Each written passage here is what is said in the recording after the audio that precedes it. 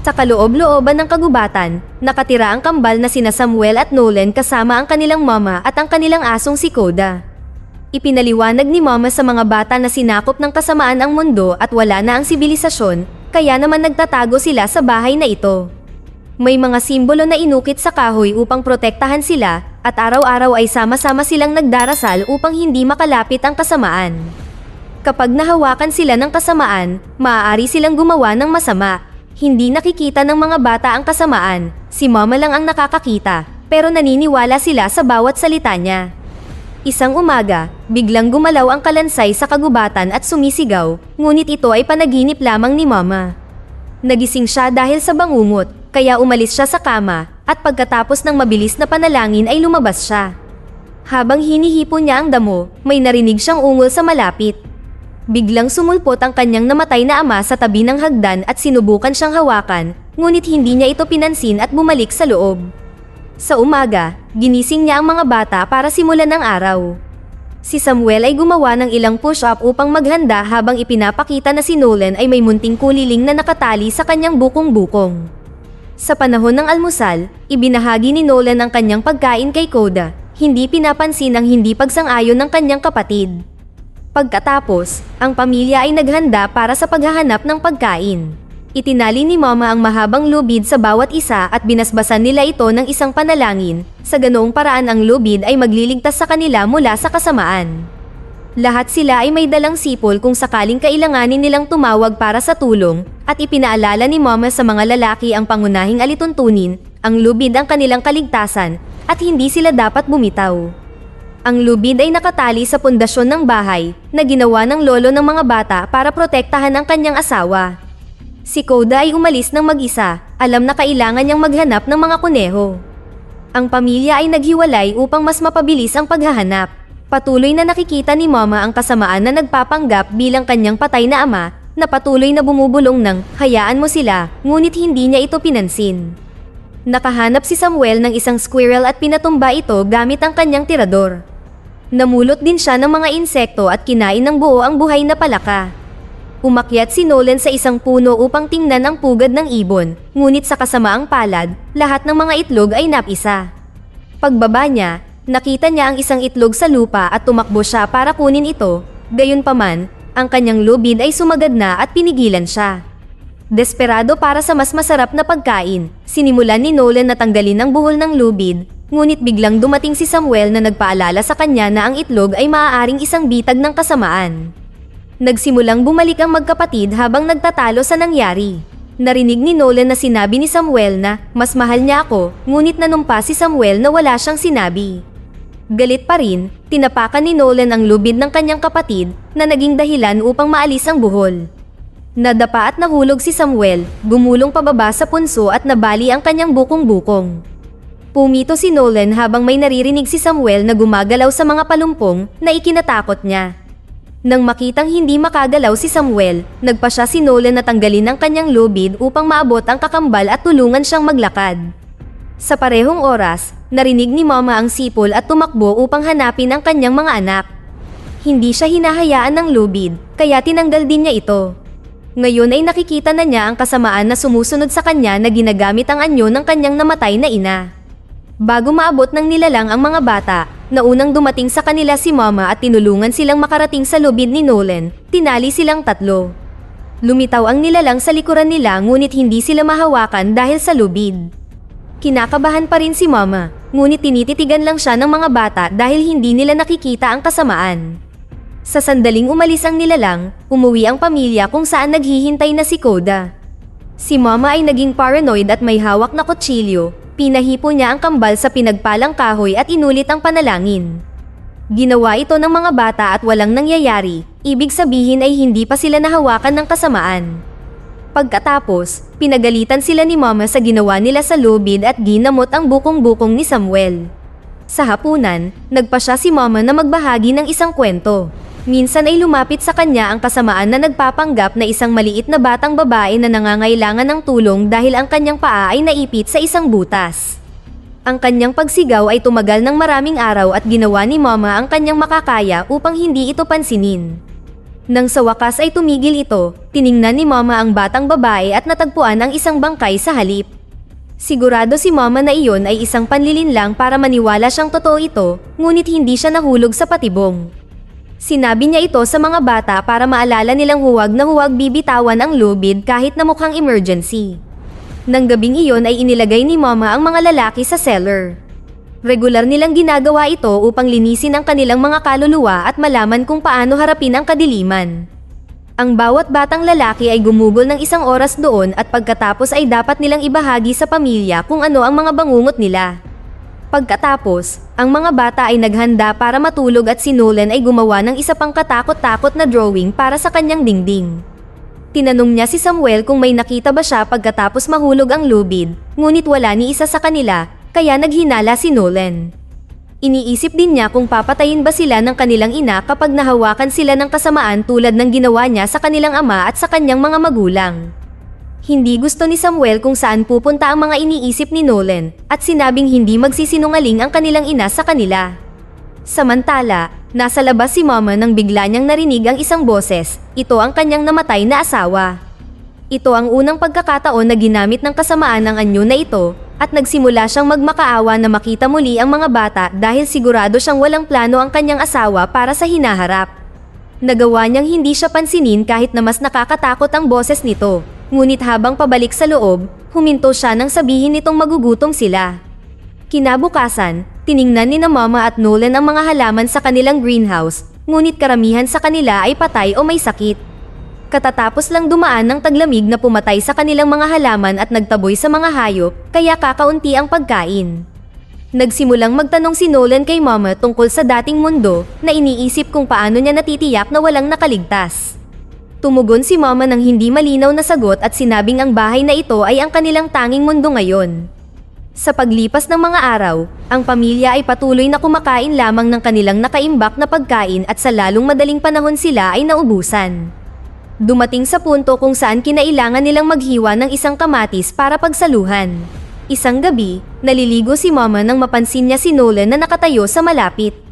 Hindi siya sumasagot nang magsalita siya, ibig sabihin naglalakad siya habang tulog. Dinala siya ni Mama pabalik sa kanyang kama at itinali muli ang munting kuliling sa kanyang bukong-bukong, nagtataka kung paano ito nahulog.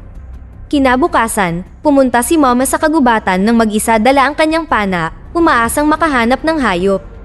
Nakarinig siya ng ibon sa malapit ngunit nang makalapit siya, nakita niyang kinakain nito ang bulok na katawan ni Nolan. Lumingon ang bata upang makita siya at nagtago si Mama habang ipinapaalala niya sa kanyang sarili na hindi ito totoo. Nang muli siyang tumingin, nag-iisa ang ibon.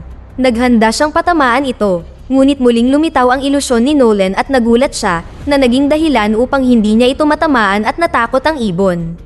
Si Mama ay sumigaw sa pagkadismaya at walang pagpipilian kundi magtipon ng balat ng puno para sa susunod na pagkain. Sa hapunan, patuloy na nakikita ni Mama ang kanyang asawa sa labas ng bintana na nagpapaalala sa kanya ng kanyang kawalan ng plano. Kinabukasan ay nagtulungan ang mag-anak sa pagkuha ng mas maraming balat at umaasa na makahanap ng katas. Naramdaman ni Nolan na may gumagalaw sa kanyang likuran, ngunit wala siyang nakita nang lumingon siya. Biglang may humila sa kanyang lubid at bumagsak si Nolan habang kinakaladkad siya sa kagubatan. Sa kalaunan, natuklasan niya na ang lubid ay nakakabit sa balon kung saan ang isang malaahas na nilalang ang gumagawa ng paghila. Sa sandaling iyon ay nagising siya at nalaman niyang nanaginip siya habang naglalakad. Natagpuan siya ni Mama, na galit na dinala siya sa loob at pinahipo siya sa pinagpalang kahoy habang nagdarasal. Pagkatapos ay itinapon niya ito sa cellar at hindi pinansin ang kanyang mga pakiusap para magpahinga sa ginagawa na naging dahilan upang maihi si Nolan sa kanyang pantalon. Hindi siya pinalabas ni Mama hanggat hindi niya isinumpa na nawala na ang kasamaan. Sa sandaling bumalik si Nolan sa kanyang silid, sinabi niya kay Samuel na dapat silang umalis sa bahay. Sa tingin niya ay kaya nilang malampasan ang kasamaan sa pamamagitan ng pagtutulungan at nangako na babalik sila kay Mama pagkatapos nilang makahanap ng makakain. Iniisip ni Nolan na hindi na alam ni Mama kung ano ang makakabuti para sa kanila, ngunit tumanggi si Samuel. Kinabukasan ay naglabas si Mama ng isang lumang kahon. Ipinakita niya sa mga bata ang kanyang Polaroid camera at ipinaliwanag kung paano ito gumagana habang ipinapakita sa kanila ang mga larawan ng pamilya. Isang shot na lang ang natitira sa camera at itinatabi niya ito para sa isang espesyal na sandali. Pagkatapos ay gumawa siya ng isang malaking anunsyo, kung gusto nilang mabuhay, wala silang pagpipilian kundi kainin si Koda. Siya ay tumatanda na rin at hindi nila mapapakain ang aso kung hindi nila mapakain ang kanilang sarili. Agad na tumutol at umiyak si Nolan, nakipagtalo sa kanyang ina habang itinuturo niya na ang pagpatay sa pamilya ang tunay na kasamaan. Para maging patas, hiniling ni Mama kay Samuel na bumoto at pumayag siyang kainin si Koda. Inihanda ni Mama ang pana para bumaril ngunit nag-aalangan siya. Sa sandaling iyon ay lumitaw si Nolan sa kanyang likuran na nagsabing hindi ito totoo at pinutol ang kanyang lubid. Pagkatapos ay inilock niya ang pinto ng greenhouse para makita niya ang katotohanan. Agad na nabigla si Mama at sinimulang basagin ang mga bintana kasabay ng paglabas ni Samuel at pagtalon sa kanyang kapatid, nagsimulang makipag-away. Habang gumulong-gulong ang mga lalaki sa damuhan, lumitaw ang kasamaan para kay Mama gamit ang mukha ng kanyang ina. Pinagalitan ng nilalang si Mama sa lahat ng mga bagay na ginawa niya noong bata pa siya at nangakong ipapakain sa kanya ang kanyang mga anak. Nang hindi na ito makayanan, kinuha ni Mama ang isang tipak ng basag na salamin at tinapos ang sarili sa harap ng kanyang mga anak. Sa huli ay sinuntok ni Samuel si Nolan upang manalo sa laban at tumakbo sa greenhouse upang itali ang lubid sa kanyang ina. Nagsimula siyang manalangin upang tulungan siya, ngunit walang nangyari. Nakonsensya, itinali ni Nolan ang lubid ng kanyang ina sa kanyang katawan at bumalik sa bahay. Maya-maya ay hinanap ni Nolan si Koda, ngunit ang aso ay natatakot na ngayon sa pamilya at nanatili sa kagubatan. Nagkasakit si Samuel dahil sa gutom at ipinagtimpla siya ni Nolan ng tsaa. Tila hindi na umaalis si Samuel sa silid ng kanilang ina mula nang mangyari ang insidente, at sinabi niyang nakita niya si Nolan sa kakahuyan na pinagtatawanan siya dahil hindi niya nailigtas si Mama. Sinabi sa kanya ni Nolan na maaaring panaginip lang ito, ngunit pumayag pa rin siyang hawakan ng kahoy at magdasal para pakalmahin si Samuel. Determinado na iligtas ang kanyang kapatid, kinuha ni Nolan ang lubid at nagsimulang maghanap sa kakahuyan. Dahil nasa kanya na ang lahat ng lubid, sapat na ang haba para umalis siya sa kagubatan at humanap ng aktwal na daan. Namangha siya nang makita ang matigas na lupa at nagsimulang sumigaw ng tulong, ngunit walang sumasagot. Nang maglaon, nang bumalik si Nolan sa bahay, nabigla siya nang lapitan siya ng isang lalaki na tinatawag na Cole. Ipinaliwanag niya na nag-hiking siya sa lugar nang marinig niya ang pagtawag ni Nolan para sa tulong at may pagkain siya sa kanyang bag. Nang mag-aalok sana siya ng sakay sa kanyang truck, lumabas si Samuel at naisip niyang si Cole ang kasamaan, kaya pinagbantaan niya ito ng pana. Nanumpa si Cole na wala siyang binabalak na masama at lumayo, ngunit binaril pa rin siya ni Samuel. Si Cole na duguan ay tumakbo sa kagubatan at sinundan siya ni Nolan, hindi pinansin si Samuel nang sabihin niyang ito ay isang bitag. Sinundan ang mga bakas ng dugo, nahanap niya si Cole na tumatawag sa kanyang telepono sa 911. Sinubukan ni Nolan na kunin ang bag at pinigilan siya ni Cole, gayunpaman, sa sandaling iyon sa wakas ay namatay siya. Pagkatapos, iniuwi ni Nolan ang bag at nakahanap ng maraming lata ng pagkain, kaya kumain siya hanggang mabusog siya. Sinubukan niyang bigyan si Samuel, ngunit iniisip pa rin niya na ito ay isang bitag mula sa kasamaan at tinanggihan ang pagkain. Sa kalagitnaan ng gabi, sobra na ang gutom at sumuko na si Samuel, kaya kumain siya ng ilang pagkain ni Cole. Tiningnan niya ang iba pang mga bagay mula sa bag at sa wallet, nakita niya ang larawan ni Cole kasama ang kanyang anak na babae. Mayroon ding flashlight na dinala niya sa labas upang paglaruan ng ilaw. Bigla siyang nakarinig ng ingay at pumunta sa greenhouse para mag-imbestiga, may napansin siyang gumagalaw sa loob. Laking gulat niya nang makita ang kanyang ina na nakatayo at nagmamadali siyang binuksan ang pinto, ngunit ngayon ay wala na ito at naamoy niya ang bulok na katawan. Pagkatapos ay narinig ni Samuel ang isang tinig at nakita niya ang babae mula sa larawan sa likuran niya. Nagtanong siya tungkol sa kanyang ama at si Samuel ay nagkunwaring walang alam, ngunit nakilala ng babae ang flashlight ng kanyang ama. Nagsimulang humingi ng tawad si Samuel sa kanyang pagkakamali at natakot ang babae sa kanya, kaya tumakbo siya papunta sa kagubatan. Agad niya itong sinundan, ngunit dahil paikot-ikot siya sa pagtak hindi nagtagal ay nagkabuhol-buhol ang kanyang lubid sa mga puno at hindi na siya makagalaw. Sa pagkakita sa babae bilang patunay na tama ang kanyang kapatid, nagpa siya si Samuel na tanggalin ang lubid. Pagkatapos ay nagpatuloy si Samuel sa paghahanap ngunit natigilan nang makita niyang umaakyat ang babae sa isang puno na may dagdag na mga kamay, ibig sabihin, Siya ay kasamaan sa simula pa lang. Sa pamamagitan ng paglipat sa tuktok ng mga puno, lumitaw ang batang babae sa likod ni Samuel na may baluktot na katawan at mahabang dila na dumampi sa kanyang kamay. Naputol ang dila at umakyat sa ilalim ng manggas ni Samuel na nagpunta sa kanyang mukha upang pumasok sa kanyang katawan sa pamamagitan ng kanyang bibig. Sa bahay, nagising si Nolan at napansin niyang nawawala ang kanyang kapatid. Lumabas siya at sinimulang hilahin ang lubid ni Samuel, ngunit nakita niyang walang laman ang dulo. Bigla niyang narinig na tinawag siya ni Samuel at tumakbo si Nolan upang mag-imbestiga, ngunit si Samuel ay lumitaw sa likuran niya at pinutol ang kanyang lubid. Sa sandaling iyon ay bumukas ang mga ilaw ng truck ni Cole at nakita ni Nolan ang kasamaan sa mukha ni Samuel, kaya agad siyang tumakbo pabalik sa bahay. Nakarinig ng mga ingay sa itaas, pumunta si Nolan sa kwarto ni Mama at nakita si Samuel na nakaupo sa kanyang kama. Isang kakaibang itim na substance ang lumitaw sa bubong sa itaas ni Samuel na hindi tumugon sa mga tanong ng kanyang kapatid. Hinawakan ni Nolan ang kanyang kamay at hinawakan ang kahoy habang nagsimula siyang magdasal. Dahil dito, nagsimulang umungol si Samuel at naglabas ng kutsilyo na ginamit niya sa pag-atake sa kanyang kambal. Mabilis na naiwasan ni Nolan ang pag-atake at tumakbo palabas ng silid, isinara ang pinto sa likuran niya. Inilipat ni Samuel ang kama para hindi na mabuksan ang pinto at inilagay ang lumang record para makapakinig siya ng musika habang ginagamit ang apoy mula sa chiminiya para sunugin ang silid. Pagkatapos ay lumabas si Samuel upang panoorin ang unti-unting pagkasunog ng bahay.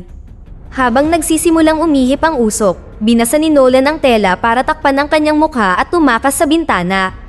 Nadulas siya at muntik nang mahulog sa bubong, kaya nagpa siya siyang bumalik sa ibang bintana. Sa likod ng isang kurtina, nagulat siya nang makitang tinatawag siya ni Mama, ngunit ayaw niyang maniwala na totoo siya. Sa labas, ginamit ni Samuel ang camera para kunan ng litrato ang sarili kasama ang nasusunog na bahay. Tumakbo si Nolan palayo kay Mama at binuksan ang cellar. Nang malapit na siya sa gilid, itinulak siya nito papasok at isinara ang pinto. Pagkatapos ay niyakap niya ang nilalang at inalala ang lahat ng pagkakataong pinrotektahan sila ng kanyang ina upang punuin ng pagmamahal ang cellar gaya ng dati nitong sinasabi. Ang katawan ng peking Mama ay nagsimulang humiwalay at inihayag ang tunay na katawan ng nilalang na parang ahas. Patuloy itong nagpupumiglas laban sa pagkakahawak ni Nolan, ngunit hindi siya sumuko at sa huli, ang kanyang pag-ibig ang naging dahilan upang sumabog ang nilalang. Maya-maya, dumating ang mga bumbero at paramedic upang iligtas ang mga bata sakay ng helicopter. Habang lumilipad ito, sinusundan ito ni Koda sa lupa. Napansin ni Nolan na pupunta sila sa isang aktwal na bayan at sinabi kay Samuel na malaya na sila ngayon, ngunit ang sagot lang ni Samuel ay, mas mahal niya ako. Pagbalik sa bahay, makikita sa huling larawan ng isang kamay sa balikat ni Samuel. Dito na nagtatapos ang ating kwento. Sana ay nagustuhan nyo. Mag-subscribe na kung hindi ka pa nakasubscribe, pindutin na rin ang notification bell at like button upang matulungan ang channel, at mag-iwan na rin ng komento. Maraming salamat sa panonood.